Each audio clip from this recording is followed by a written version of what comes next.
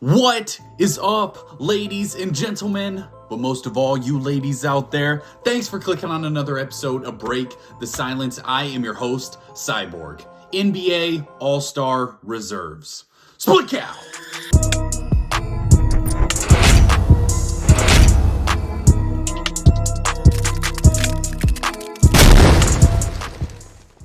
We just got the announcement from TNT of who is the reserves for the NBA All-Star Game in 2023 in Salt Lake City, Utah. There were a couple big surprises on this list, a couple names that we expected. We got the starters last week. That was pretty much what we expected with one or two surprises there.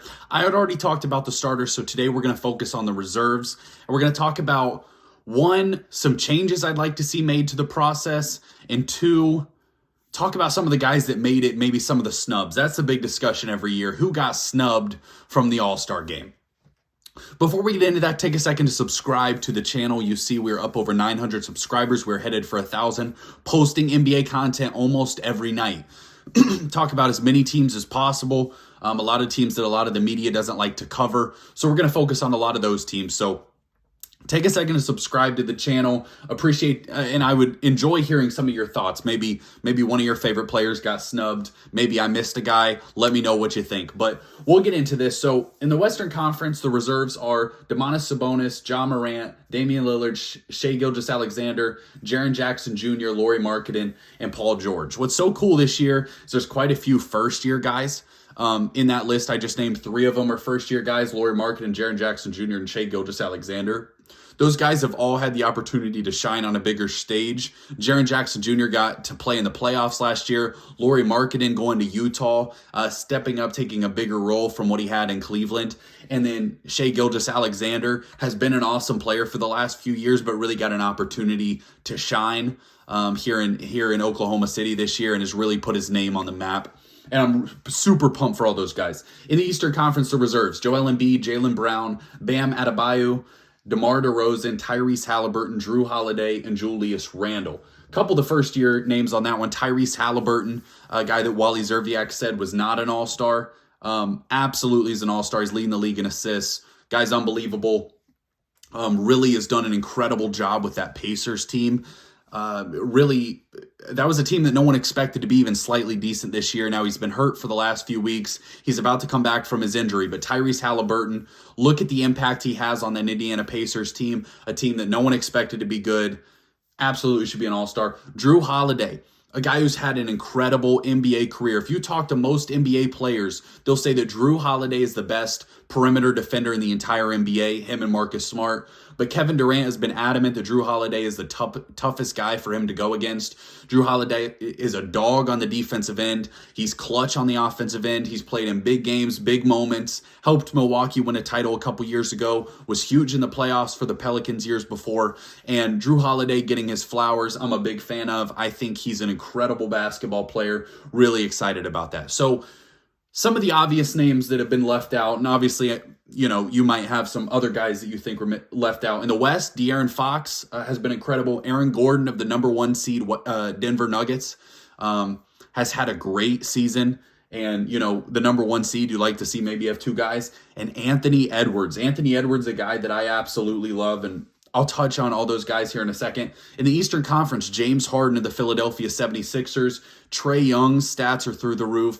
And Pascal Siakam, a guy that has been underrated almost all of his career because of playing up in Toronto. That team has struggled this year. But Pascal Siakam, if you don't remember, was an All-NBA member, was third-team All-NBA last year. So this is a guy that plays at a really high level and does it time and time again for the Toronto Raptors. Now, what's the biggest change I'd like to see? I think you have NBA teams that are 15 players deep.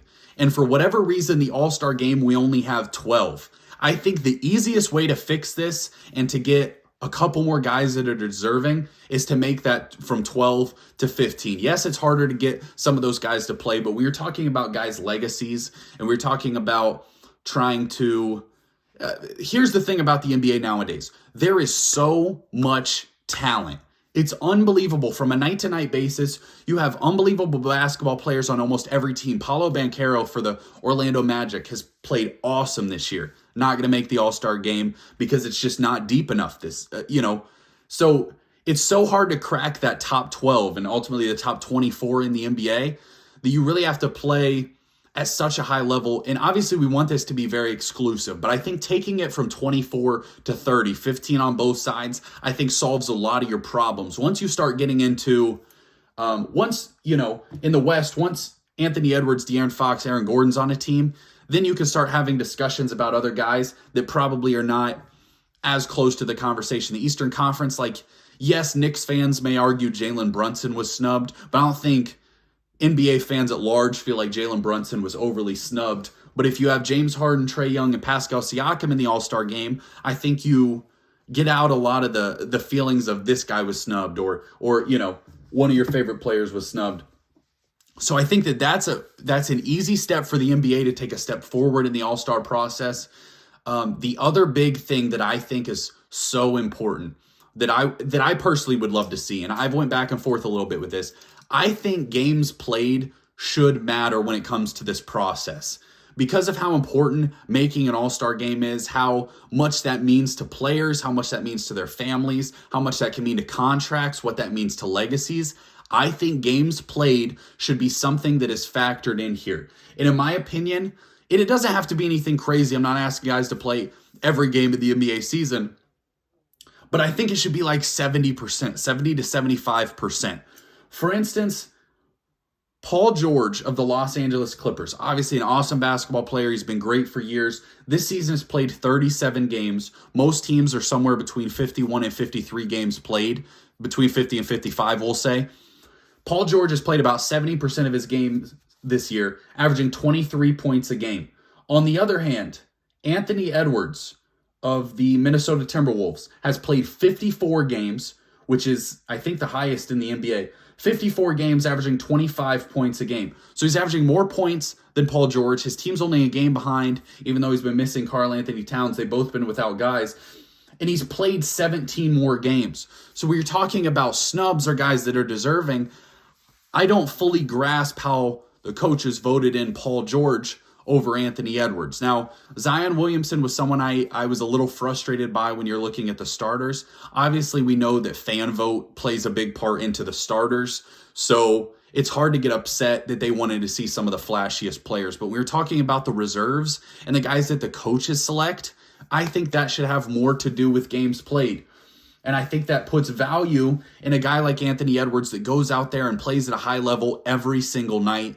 And I'm pretty frustrated that Anthony Edwards didn't make it. De'Aaron Fox this season is averaging 24 points a game. How many assists is that? 6, I think. 6.1 assists, 4.3 rebounds. He's having a phenomenal year, and their team is third in the West. Aaron Gordon, his team is first in the West. James Harden, obviously has missed games for the Philadelphia 76ers, so, whatever you want to say there. Trae Young, I'm not the biggest fan of him in the world. 46 games, 27 points a game, 9.9 assists. I mean, how's that not an all-star? How's that not an all-star? And I think when you end up having really frustrating debates and you almost have to leave guys out when you only have a 12-man all-star team. But I think if you have a games limit, that increases a little bit of the intensity as far as how many games you're going to play. It makes games more valuable. Especially when you're talking about some of these older guys that are trying to build their legacy, guys that would typically load manage. If you're Kawhi Leonard, which he didn't make it this year, but if you're Kawhi Leonard and you're trying to worry about your legacy, All-Star games is something that we'll look at when we're comparing Kawhi to guys down the road. All-Star games is something that will matter. So I think that's a huge step forward. I want to touch on some guys that I'm really excited made the All-Star game. Domantas Sabonis of the Sacramento Kings has had an exceptional season. He's playing basketball at a really high level. Like I said, number 3 seed in the Western Conference for the Sacramento Kings, a team that, has struggled for so many years. I don't think they've made the playoffs. I think the number's 17 or 18 years, but it's the longest active streak in the NBA. But Sabonis this year's averaging 19 points, 12.4 rebounds, which was top 3 in the league in rebounding, and 7.1 assists. They said he's third in the league in triple-doubles and then number 1 in double-doubles. So he's playing basketball at such a high level. Love to see that for Sabonis. Ja Morant, Damian Lillard, we know who those guys are. We know what they represent. Lauri Markkanen, a guy who's really got to step up in Utah for the season, is averaging 25 a game. Utah's played way better basketball than we expected. Thought they were going to be in the Victor Wembanyama sweepstakes. But that's, I guess, again, what is a little frustrating when it comes to only having 24 guys on the roster. We are adding real talent to the NBA next year. Paolo Banchero in his second year is already borderline an all-star this year, and his second year will be definitely in the thick of that conversation. Cade Cunningham, I think, is a very good basketball player. Coming back next year will be in that conversation. You had Victor Wembanyama, Scoot Henderson, some of these guys out of college. I really think Jimmy Butler didn't make the all-star team. So next year, he could be another guy that's vying for one of those positions. The NBA is so deep and it's so talented. It's more deep than it's ever been. So yes, 24 guys might have worked 20 years ago, but in the modern NBA and how much talent there is, I think you got to make that transition to expand it just a little bit. And it's nothing extreme. It's not saying the entire league makes the All-Star game, but having 30 guys in the NBA making the All-Star game, I think is absolutely fair. I think that's the direction we should go. And I think that would get all of our top players, and that would get guys that, really deserve it. A guy that, is having De'Aaron Fox has really turned his career around this season. Anthony Edwards was awesome in the playoffs last year and has absolutely been proven to be an all-star. I can't believe Anthony Edwards didn't make it. That's shocking to me with the amount of games he's played and how well he's played. But again, super pumped for the guys that made it. I think we got to make some changes to this process. I think we go positionless in the starters. I talked about that the other day, to where you have Embiid in the starting lineup, even if it's 4 forwards. And in the West, you could have added one more guard rather than Zion Williamson. And then I think there needs to be more emphasis on what you did for me this year in the All-Star game. And I think that adds importance to playing the games. And that's what we talk about so much when you're talking about load management in the NBA and kids that they're so excited to see their favorite players play, and they go out there and these guys are sitting out of games. If you add a little more incentive to all-star games, to all NBA teams, to postseason awards, as far as MVP, all NBA teams, most improved, if you add emphasis to those, that's a step forward in helping these guys maybe play more games than they previously were. That's all we got for you as far as this video goes. Obviously, super excited for all these guys that made the All-Star game. Honestly, I'm not going to argue that any of them didn't deserve it. So super pumped for them. Would love to see the expansion. That's all we got for you. Cyborg out.